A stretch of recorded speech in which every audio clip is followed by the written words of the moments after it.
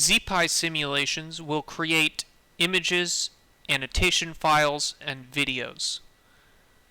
These are outputted to the output path. You can change the output path by setting it here. You can open a file browser to that output path, and you can also clean it of any files. To render a single frame of the simulation with the current scene camera, you can simply click Render. This will output a color image, 2 segmentation images, and a depth image of your scene.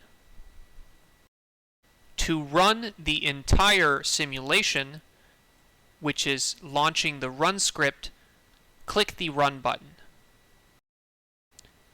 The images and annotation files for the run will be available in the output directory.